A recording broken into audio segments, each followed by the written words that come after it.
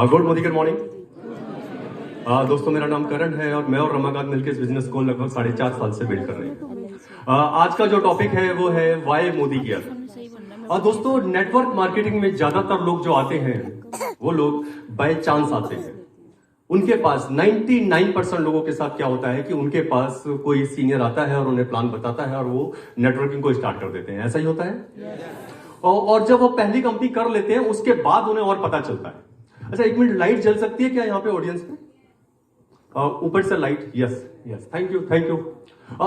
उसके बाद उन्हें पता चलता है कि वो किस उसमें आ गए हैं बिजनेस में।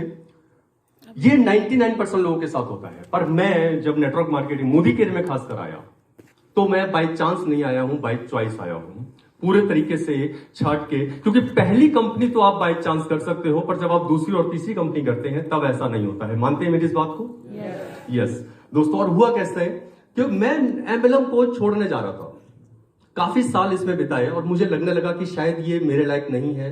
कामयाबी नहीं मिल पा रही थी। नेटवर्क क्रिएट हो जाता था, आगे मूव नहीं हो पाता था, कामयाबी नहीं मिल पा रही थी।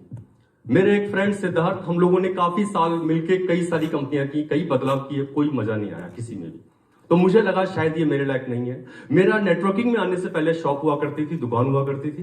तो मुझे लगा वापस दुकान में चले जाओ। मैं आज भी बोलता हूं कि मैं सिर्फ, मेरे को दो ही चीजें आती हैं, या तो मैं शॉपकीपर बहुत अच्छा हूं या नेटवर्कर बहुत अच्छा हूं। इन दोनों के अलावा मुझे कुछ नहीं आता है, या नेटवर्कर अच्छा या शॉपकीपर। तो मुझे लगा वापस अपने शॉप में चले जाओ और मैं ढूंढने लगा कौन सा बिजनेस करें। ये मैं आपको नेटवर्क मोदी केयर में जब आया 15 नवंबर 2014 को मोदी केयर को मैंने स्टार्ट किया था।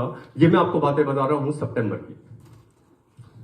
उसी दौरान मुझे मेरे मित्र सिद्धार्थ मिले। उन्होंने उससे 3 साल पहले एमवे कंपनी को स्टार्ट किया था और मुझे उन्होंने ऑफर किया था। उसके बाद 3 साल के बाद वो सितंबर 2014 में मुझे दोबारा मिलते हैं और वास्तव में मैं जब उनसे मिलता हूं मैं हैरान हो जाता हूं। उनका चेक वहां पे 50,000 रुपए का हो जाता है। उस कंपनी जिसे हमको लगता है कि इस कंपनी के अंदर ज्यादा ग्रोथ नहीं है, प्लान जीरो हो जाता है, प्रोडक्ट बहुत महंगी है, और वो 50,000। और वो मुझे अप्रोच करने आए कि करण आपको भी करना चाहिए। सबसे पहले तो मैं इससे हैरान हुआ। मैंने कहा सिद्धार्थ, एक बात जरूर है कि मेरे को अच्छा लगा कि आप 50,000 पे पहुंच गए हो। सिद्धार्थ ने मुझे बताया, बोला करण, हम लोगों ने कुछ गलतियां की हैं। हम लोग हमेशा कुछ ना कुछ गलतियां की हैं। मैं जब इसमें आया तो मैंने अपने सीनियर को, वो शायद अनुराग जी हैं जो एमबीए को 18-20 साल से कर रहे हैं, उनके ग्रुप में थे, बोला मैंने उन्हें सब कुछ बता दिया था कि मैंने इतने बदलाव किए हैं, मैंने इतनी कंपनियां की हैं। बोला उन्होंने मुझे 3-4 बातें बताई। 2 बातें मैं आपको बताता हूं, जो 2 गलतियां मेरे में थी। उन्होंने बोला, पहले दिन मुझे अनुराग ने बता दिया कि अगर आपको इस बिजनेस में कामयाब होना है तो कुछ चीजें आपको करनी पड़ेंगी। अगर आप उन्हें नहीं करने वाले तो कामयाब नहीं हो सकते, वरना आप जितनी चेंज करते रहिए कंपनियां, जितने बदलाव करते रहिए, कुछ नहीं होने वाला है। उन्होंने 2 चीज बताई। सिद्धार्थ ने मुझे बोला, करण याद करो, हम लोग किसी एक जगह पे, किसी एक कंपनी में ज्यादा समय टिके नहीं। मैंने कहा यस, ये बात सही कह रहे हो। उन्होंने बताया, आप लोगों से भी पूछ रहा हूं मैं सबसे, आप सबने देखा होगा अपने आसपास किसी चाय वाले को। चाय वाला बिजनेस कोई बहुत बड़ा बिजनेस नहीं होता। हेलो, चाय वाले को क्या हम बहुत बड़ा बिजनेस मानते हैं? नहीं। पर आप नोट कीजिए किसी ऐसे चाय वाले को जो एक ही जगह बैठा हुआ है 11-12 साल से। आप पाएंगे, जानते हैं उसने 12 साल में क्या क्या कर लिया होगा? उसने कर लिया होगा 12 साल के अंदर कि उसने अपना घर बना लिया होगा, बच्चों की शादी कर दी होगी, और सबसे बड़ी बात, वो हर रोज 1000 रुपए जेब में लेके जाता होगा। यानी वो 30,000 का आदमी बन चुका है 12 साल सिर्फ एक ही जगह बैठ के। उस बिजनेस को हम बहुत अच्छा बिजनेस नहीं बोलते। तो मुझे सिद्धार्थ ने बोला, करण, उस बिजनेस को बेटर नहीं बोला जाता, क्यों? वो 12 साल एक ही जगह बैठा रहा और वो ये काम कर गया।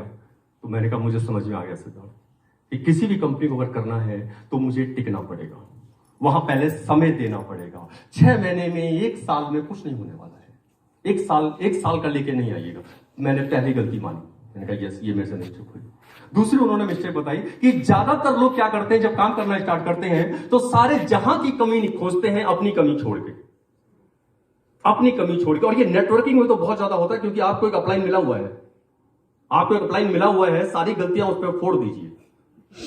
आपको ऑफिस मिला हुआ है, सारी गलतियां निकाल दीजिए कि ऑफिस में ऐसा होता तो ऐसा हो जाता, अगर डब्बे नहीं रखे होते तो ये हो जाता, इंटेलेक्ट होती तो पता नहीं मैं क्या हो जाता। आप गलतियां निकाल दीजिए जितनी मर्जी।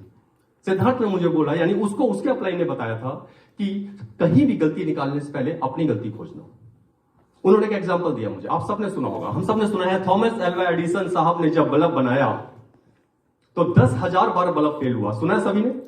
किताबों में पढ़ा हुआ है, हम लोगों ने बचपन से पढ़ा हुआ है। और ये भी हमने पढ़ा है, जब एल्वा एडिसन साहब से पूछा गया कि साहब 10,000 बल्ब आपके फेल हुए, अब आपका बल्ब बना, कैसा लगा आपको? तो उन्होंने कहा मुझे 9,999 तरीके पता है जिनसे बल्ब नहीं बनता। सुना हुआ आप सभी ने? सुना हुआ आप सभी ने? इसके आगे की स्टोरी मैं आपको सुनाता हूं। इसके आगे की स्टोरी आपने नहीं सुनी होगी। उसी पत्रकार ने दोबारा सवाल किया उनसे, एल्वा एडिसन साहब से सवाल किया कि साहब एक बात बताइए सर आप, कि ऐसा कैसे हुआ कि आप 10,000 बल्ब तक पहुंच गए? ये कैसे कर पाए आप? जब 5 बल्ब फेल हुए, बटाका बोल गया, बल्ब नहीं चला, आपने तभी क्यों नहीं काम बंद कर दिया? छोड़ देते इसको, आपने तो दुनिया भर के वो किए हैं एक्सपेरिमेंट, इसको छोड़ देते, कहीं और लग जाते। चलो 5 पे नहीं किया आपने, जब 20 फ्लॉप हुए तब छोड़ देते इसको, छोड़ा क्यों नहीं आपने? अच्छा 100 तक चले गए आप, 900 तक चले गए, 1000 बार चले गए आप, सवाल है या नहीं है कि छोड़ा क्यों नहीं उन्होंने? छोड़ा क्यों नहीं उन्होंने? अच्छा फिर उसने सवाल किया, सर गुस्सा नहीं आता था आपको? गुस्सा नहीं आता था कि मैं क्या ये कर रहा हूं, इतनी बार फ्लॉप हो चुका हूं, अरे छोड़ो बल्ब को यार, कहीं और लग जाओ, किसी और काम पे लग जाओ। तो एडिसन साहब ने जवाब दिया, बोला हाँ मुझे गुस्सा आता था, ऐसा होता था, पर मैंने उस पर काबू पाना सीख लिया था। गुस्सा मुझे भी आता था, मैंने काबू पाना सीख लिया। आप जानना चाहेंगे कैसे काबू पाना सीखा? हेलो, जानना चाहेंगे कैसे उन्हें गुस्सा नहीं आता था, झुंझलाहट नहीं होती थी, और क्या किया उन्होंने काबू पाने के लिए? तो सुनिए, उन्होंने बताया मैंने काबू पाना सीख लिया था। काबू पाना कैसे था कि जब भी एक बल्ब फ्लॉप होता था, पटाखा बोलता था, मैं कागज को, आपने साइंटिस्ट को जाकर देखा होगा, वो कुछ भी तार अगर जोड़ेंगे ना तो उसको कागज उस पर लिखेंगे, डायरी में कुछ भी करेंगे, वो अपने आप नहीं, ऐसा कुछ भी, जब भी करने से पहले उसको जोड़ेंगे कि मैं इसमें क्या चीज करने जा रहा हूं, उसको लिखेंगे पहले, उसके बाद करेंगे। वो वही किया उन्होंने। बोला जैसे पटाखा बोलता था मैं उस रजिस्टर को उठाता था, कमरे में जाता था, कमरे का दरवाजा बंद और टेबल पे ऐसे बैठ जाता था और सिर्फ उस कागज को देखता था और ये खोजता था कि मेरे से कहां गलती हो गई, मेरे से कहां गलती हो गई। और जैसे ही मैं ये खोजता था मेरे से कहां गलती होगी तो मुझे गलती दिखाई देती थी, मैं फिर दोबारा वापस आ जाता था काम करने। फिर दोबारा बल्ब पटाखा बोलता था, मैं फिर दोबारा कि मेरे से कहां गलती हो गई। मुझे समझ में आया कि यस, ये काम मैंने भी किया है। मैंने भी कभी कंपनी को दोष दे दिया, कभी कुछ कर दिया, कंपनी को छोड़ दिया कि इसने ये कमी, अपनी कमी नहीं खोजी। और जब तक आप अपनी कमी नहीं खोजेंगे, अपने आप में सुधार नहीं आता, क्योंकि आप सारी दुनिया पे दोष लगाते रहेंगे, वो गलत, वो गलत, वो गलत। सारी दुनिया को चेंज नहीं कर सकते साहब, आप अपने आप को आप चेंज कर सकते हैं। अब उसकी जगह अगर आप सोच के देखिए, थॉमस एल्वा एडिसन की जगह अगर हम लोग होते तो कितनी बार बल्ब बनाते? 10 बार अगर बल्ब फ्लॉप होता तो क्या बोलते हम? 11वीं बार होते तो क्या बोलते? और ऐसे बड़े सारे साइंटिस्ट हैं जो इसीलिए नहीं कर पाए। वो क्या बोलते कि बल्ब तो मैं बना लेता, ये बीवी है ना, ये आवाज दे देती है। जब भी मैं लगा होता हूं जी खाना खा लो जी, खाना गर्म है, मैं दोबारा नहीं बनाने वाली थी। वो आवाज दे देती है कि बच्चों को ले आओ, स्कूल का टाइम हो गया है, कहां से बल्ब बनाऊं साहब? पर एडिसन साहब ने सारे जहां पे दोष नहीं निकाला, उन्होंने अपने में गलती खोजी। मैंने कहा यस, ये चीज है। अब इन दोनों चीजों को सुधार के अब एमएलएम करूंगा। चीजें 4-5 और बताई थी, पर वो कमियां मेरे में नहीं थी। 2 चीजें मैंने बोला ये सुधार को। अब सवाल उठा किस कंपनी को किया जाए? मार्केट में कंपनियां बहुत सारी हैं। इससे पहले मैं वेस्टिज कंपनी में था, तो वेस्टिज कंपनी ने एक शब्द से मुझे रूबरू करा दिया था, इंडियन डायरेक्ट सेलिंग एसोसिएशन। मेरे को एक बात समझ आ गई थी कि इंडियन डायरेक्ट सेलिंग एसोसिएशन जो ये संस्था है, इन फ्यूचर जब कभी भी गवर्नमेंट बॉडी बनेगी तो उसके अंदर अभी 7 लोग हैं। और गवर्नमेंट ने आज तक क्या किया है, जो इंश्योरेंस की जो बनी है संस्था या जो सेबी को बनाया गया है, ये सब पहले इंश्योरेंस में पहले से वो बॉडी बनी हुई थी, जैसे अभी इंडियन डायरेक्ट सेलिंग एसोसिएशन बना हुआ है। आज ये गवर्नमेंट बॉडी नहीं है, ये इंश्योरेंस में भी ऐसा ही था, वो पहले से बना हुआ था। फिर जब उसको गवर्नमेंट ने मान्यता दी तो क्या किया, उसके अंदर कुछ लोग ऐड कर दिए, रिटायर जज, रिटायर आईएएस ऑफिसर, उनको उसमें ऐड किया, 11 लोग रखे और गवर्नमेंट बॉडी बना दी। मुझे मालूम है इंडियन डायरेक्ट सेलिंग एसोसिएशन जिस दिन गवर्नमेंट अप्रूव होगा उसमें भी 4 व्यक्ति और ऐड किए जाएंगे, जो कि रिटायर्ड जज होंगे, आईएएस ऑफिसर होंगे, और उसी को मान्यता दे दी जाएगी कि आपकी जो बॉडी है, अब आप अप्रूव करोगे किस कंपनी को एंटर करना चाहिए, किसको नहीं हिंदुस्तान में। तो मैंने उसमें छाटा कि कितनी कंपनियां हैं उसके अंदर, तो पता चला 14 कंपनियां उसके अंदर है। 14 के अंदर 11 कंपनियां विदेशी हैं, सिर्फ 3 कंपनियां इंडियन है। इंडियन के बारे में इसके बारे में मैं जानता था। अभी मोदी साहब उस समय भी मौजूद थे, उसी समय जस्ट प्रधानमंत्री बने थे, और उन्होंने नारा उसी समय दिया था, हमारा मेड इन इंडिया चलता था, उन्होंने नारा दिया मेक इन इंडिया। जानते हैं हम सभी लोग। और मैं आपको बताऊं, पूरे वर्ल्ड के अंदर चाइना इकलौता ऐसा देश है जो फेसबुक का इस्तेमाल नहीं करता। वो फेसबुक का इस्तेमाल नहीं करता, उसने अपना फेसबुक बनाया हुआ है। पूरे चाइना के लोग वही इस्तेमाल करते हैं। पूरे वर्ल्ड के अंदर चाइना इकलौता ऐसा देश है जो व्हाट्सएप का यूज नहीं करता। उन्होंने खुद का व्हाट्सएप बनाया हुआ, उसका यूज करता, क्योंकि वो अपनी पॉपुलेशन का यूज करना जानते हैं। वो बाहर पैसा नहीं देने वाले। और चाइना ने, आपको बताता हूं मैं, आज से करीब 12-13 साल पुरानी बात, चाइना ने बाहर की एमएलएम को ब्लॉक कर दिया कि विदेशी कोई कंपनी नहीं चलेगी। एमएलएम कंपनी, जो एमएलएम कंपनियां चाइना में चलेंगी वो चाइना वाली ही चलेंगी। ये बात उस समय बिल क्लिंटन साहब राष्ट्रपति थे अमेरिका के, उन्होंने जैसी उनको खबर पहुंची कि ये हो गया है, अध्यादेश पास कर दिया है, उन्होंने अपनी सारी मीटिंग कैंसिल की और उड़ के पहुंच गए सीधा चाइना। रातों रात चाइना पहुंचे और जाके उन्होंने वहां पे बात की कि ये आप ऐसा नहीं कर सकते, क्योंकि पूरा वर्ल्ड जानता है कि चाइना में पॉपुलेशन ज्यादा है, तो वहां स्कोप बहुत ज्यादा है। और चाइना ये करने जा रहा है कि बाहर की कोई कंपनी, विदेशी कोई कंपनी नहीं आएगी। पर क्योंकि बिल क्लिंटन साहब पहुंचे थे तो चाइना ने गौर किया, उसने उस अध्यादेश को वापस लिया और कुछ संशोधन किया। संशोधन क्या किया उसने बोला कि विदेशी जितने प्लान हैं वो चाइना में आधे हो जाएंगे। आज भी जो भी प्लान चाइना में जाता है वो पूरा नहीं होता है। जैसे फॉर एग्जांपल, अगर मोदी केयर चाइना में जाएगी तो मोदी केयर का प्लान टूर फंड पे ही बंद हो जाएगा। उसमें कार फंड चाइना में नहीं होगा। हिंदुस्तान में बाकी सब जगह कार फंड होगा, वहां नहीं होगा, क्योंकि वो उसने रोक दिया। एमवे का भी वहां ऐसे ही चल रहा है। अब मुझे पता था मोदी साहब आ चुके हैं, विदेशी कंपनियों के किसी के साथ भी ये हो सकता है, या तो उनको रुकवा दिया जाएगा, नहीं अगर रुकवाया गया, ज्यादा प्रेशर पड़ा उन पे, तो कहेंगे ठीक है जैसे चाइना ने किया है ऐसे हम भी कर लेते हैं, उनके प्लान ही आधे कर दो। आप बताइए क्या उनमें पैसों का स्कोप हो सकता है? नहीं हो सकता पैसों का स्कोप। तो इस बात को मैं जानता था, चाइना की स्टोरी मेरे को मालूम थी, तो मैंने कहा इंडियन खोजी जाए। इंडियन कंपनियां, 3 इंडियन कंपनियां, उसमें मुझे जो सारी कंपनी जब मैं देख रहा था तो पता चला कुछ कंपनियां सिर्फ प्लास्टिक सेल करती हैं, कुछ कंपनियों के पास सिर्फ कॉस्मेटिक है, कुछ कंपनियां सिर्फ और सिर्फ फूड सप्लीमेंट के ऊपर है, कुछ कंपनियों के पास सिर्फ मिला जुला के बात करें तो थोड़े से कुछ और है प्रोडक्ट। सिर्फ जहां बहुत सारी रेंज है वो एक ही कंपनी आई थी, उसका नाम था एमवे, और एमवे भी एक रेंज में कम थी। उसके बाद जो नंबर 1 पे थी वो मोदी केयर थी, इसके पास सारी रेंज थी, क्योंकि मोदी केयर के पास चाय की पत्ती मौजूद थी, एमवे के पास खुद की चाय की पत्ती नहीं है। वेस्टेज कंपनी के पास उस समय तक ना डिटर्जेंट था, ना पोछा लगाने का था, उनके पास वो प्रोडक्ट थे ही नहीं, उनके पास ना बर्तन साफ करने का था। ये 3 चीजें उनके पास उस समय नहीं थी। तो सारी रेंज जहां मिली वो पहली चीज आई कि यस मोदी केयर, जहां सारी रेंज, और अब तो यहां और भी रेंज आ चुकी है। अब यहां पे हम लोग बात करें तो ज्वेलरी वाली रेंज आ चुकी है हमारे पास, बेबी रेंज आ चुकी है हमारे पास, और अभी जो क्लॉथ वाली रेंज और आ रही है जिसमें कि चादरें और ये बहुत सारी चीजें आ रही हैं। उस समय भी नंबर 1 पे थी ये। उसके बाद बात आई चलो ये तीनों इंडियन कंपनियों में इनमें कौन सी कंपनी की जाए, इन तीनों में कौन सी ठीक है। तो मुझे मोदी केयर का एक भविष्य और पता था कि मोदी केयर 2007 से लेकर 2012 तक बहुत ज्यादा डगमगा गई थी। 2012 तक बहुत डगमगा गई थी, इतनी डगमगा गई थी कि जो चेक यहां पे टॉप अर्नर के चेक आते थे 10-10 लाख, वो चेक पहुंच चुके थे 70,000 रुपए पे। कंपनी बिल्कुल वो हो चुकी थी, कंपनी के पास वो नहीं था। फंड की बात करूं तो अगर कंपनी को एक ऑफिस को मूव करने के लिए उनका पूरे साल में खर्चा होता है 1 करोड़, तो उनके पास आ रहा था 80 लाख लॉस में। और ये 1 साल लॉस नहीं है, 5 साल लॉस, 5 साल, 2007 से लेकर 2012 तक।